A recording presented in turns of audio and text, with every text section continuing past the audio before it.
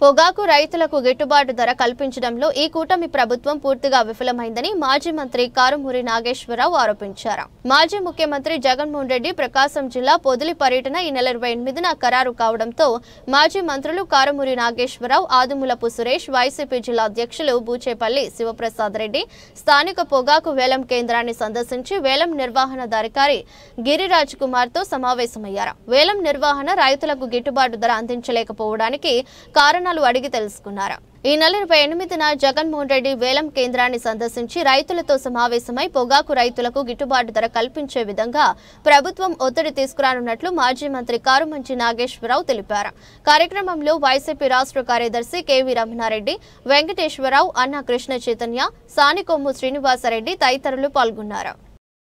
జగన్మోహన్ రెడ్డి గారు 28వ తారీఖున పొగాకు బోర్డు రైతులు గిట్టుబాటు ధర కోసం లాస్ట్ టైం జరిగినట్టుగా జరగకుండా చాలా ఇబ్బందులు పాలవుతున్నారు.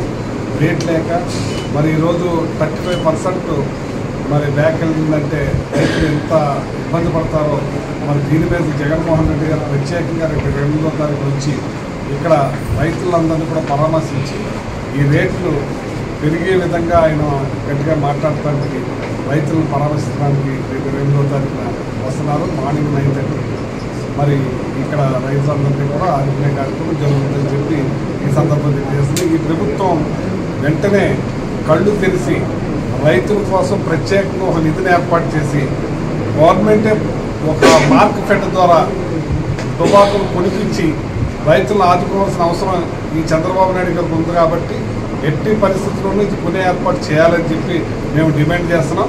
లాస్ట్ టైం జగన్మోహన్ రెడ్డి గారు ఈ రాష్ట్రమే కాకుండా దేశానికే మరి రైతే వెన్నెముక కాబట్టి రైతులు ఆదుకునే విధంగా ఎన్నో కార్యక్రమాలు చేశారు. 3,000